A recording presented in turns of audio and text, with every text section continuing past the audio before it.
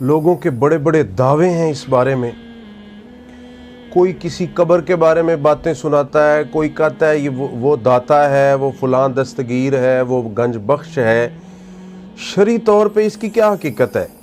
کیا اللہ نے انسانوں کو کوئی جتنا نیک ہو جائے بد ہو جائے، کیا کسی کی نیکی کی وجہ سے اس کو یہ اختیارات دیے ہیں کہ وہ لوگوں کو ہدایت دے، رزق دے، عزت دے؟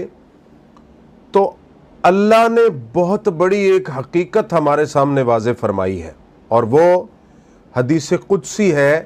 صحیح مسلم کے اندر حدیث نمبر 2577 میں اللہ تعالیٰ فرماتے ہیں، یا عبادی کلکم ضال الا من ہدیت.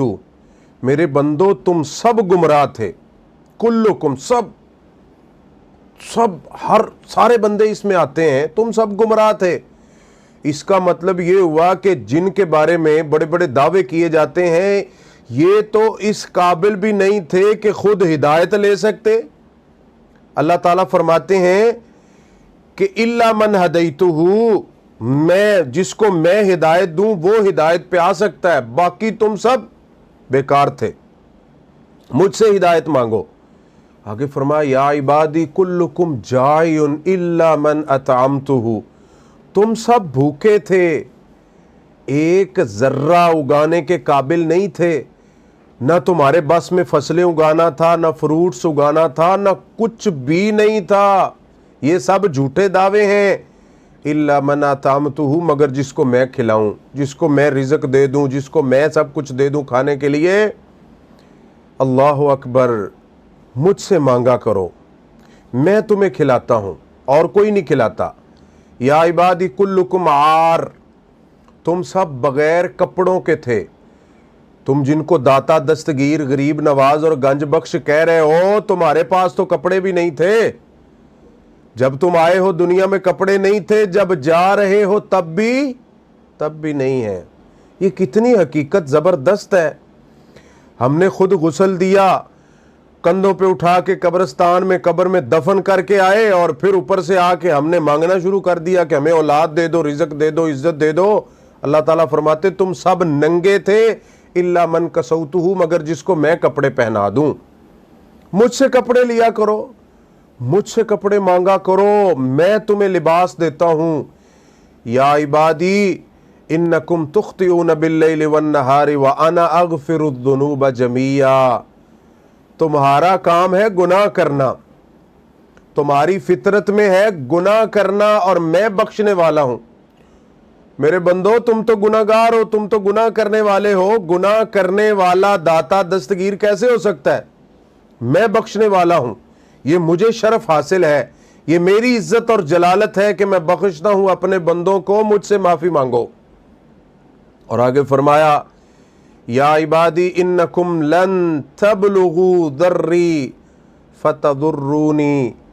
تم جمع ہو جاؤ نا میرے بندو، تم مجھے نقصان پہنچانا چاہو، بلکہ آگے فرمایا کہ ولن تبلغوا نفعی، مجھے نفع. بندے اکٹھے ہو کر اللہ کا نقصان کرنا چاہیں تو کر نہیں سکتے، نفع دینا چاہیں تو دے نہیں سکتے. ہماری کوئی اوقات نہیں ہے، ہمارے پاس کوئی ایسی چیز نہیں ہے کہ دنیا میں کوئی داتا بنا پھرے اور کوئی کچھ بنا پھرے. آگے فرمایا یا عبادی لو ان اولکم و آخرکم و انسکم و جنکم کانوا علی اتقى قلب رجل واحد منکم ما زاد ذلك فی ملکی شیئا. شروع سے لے کر آخر تک، حضرت آدم سے لے کر قیامت تک تم سارے جمع ہو جاؤ، جن بھی انسان بھی، اور اتنے نیک بن جاؤ جیسے کوئی اللہ کا ولی ہوتا ہے. تو تمہارے نیک بننے کی وجہ سے ساری دنیا والے ولی بن جاؤ، میری بادشاہی میں کوئی اضافہ نہیں ہوگا. تمہارے نیک بننے سے مجھے کوئی غرض نہیں ہے. اور آگے فرمایا کہ اگر تم سارے لو ان اولکم وآخرکم وانسکم وجنکم کانوا علی افجر قلب رجل واحد، تم سب فاسق، فاجر، کافر بن جاؤ تو میری بادشاہی میں کوئی نقصان نہیں ہوگا. میری بادشاہی تمہارے نیک اور برے بننے کی وجہ سے قائم نہیں ہے۔ لوگوں، اللہ تعالیٰ ہمیں یہ بتا رہے ہیں کہ نیک بننے سے کوئی داتا نہیں بن جاتا، نیک بننے سے کوئی اس قابل نہیں ہو جاتا کہ اس کو سجدے شروع کر دیے جائیں اور اس کی عبادت شروع کر دی جائے۔ اور آگے اللہ سبحانہ و تعالیٰ فرماتے ہیں، یا عبادی لو ان اولکم وآخرکم وانسکم وجنکم قاموا فی صعید واحد فسألونی فآتیت کل انسان مسألتہ۔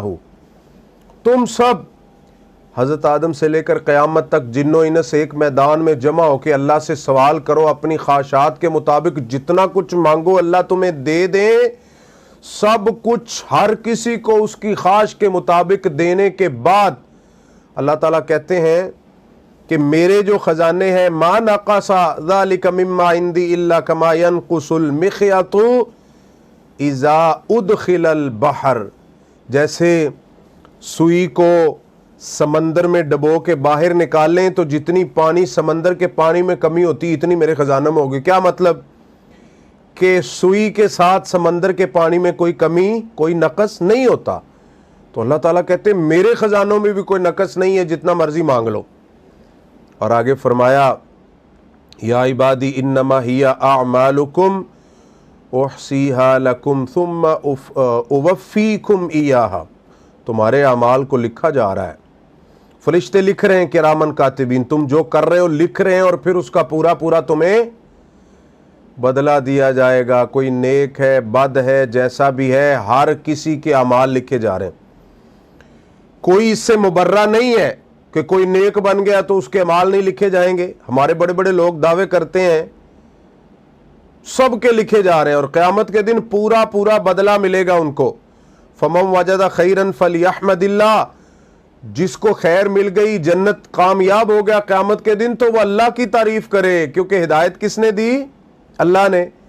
رزق، عزت، ذلت، اللہ تعالی ہمیں یہ بتانا چاہتے ہیں کہ اگر کسی کے پاس علم ہے تو اللہ کی تعریف، پیسے ہیں تو اللہ کی تعریف، رزق ہے تو اللہ کی تعریف، دولت ہے تو اللہ کی تعریف، اولاد ہے تو اللہ کی تعریف، ہدایت ہے تو اللہ کی تعریف، اچھا علم، اچھی آواز، اچھی شہرت، کچھ بھی ہے تو اللہ کی تعریف ہے، کسی قبر والے کی تعریف نہیں ہے، کیونکہ ہماری حقیقت تو اللہ نے بتا دی اس صحیح حدیث میں۔ آگے فرمایا وَمَن وَجَدَ غَيْرَ ذَلِكَ فَلَا يَلُومَنَّ إِلَّا نَفْسَهُ، لیکن جو خیر نہ پا سکا، جو قیامت کے دن عذاب کا مستحق بنا اور اس کو دوزخ میں ڈالا گیا، تو پھر وہ اپنے آپ کو ملامت کرے، اس میں کسی کا کوئی قصور نہیں ہے۔ تو یہ اللہ کی طاقت ہے، اور یہ انسانیت کی بے بسی ہے، جن کے بارے میں بڑے بڑے جھوٹے واقعات بنا کے قبروں کو پوجا جاتا ہے اور ان کی رونق کو بڑھایا جاتا ہے۔ اللہ نے ہمیں بتا دیا ہے کہ تم سب کچھ بھی نہیں ہو، ساری حمد اور ساری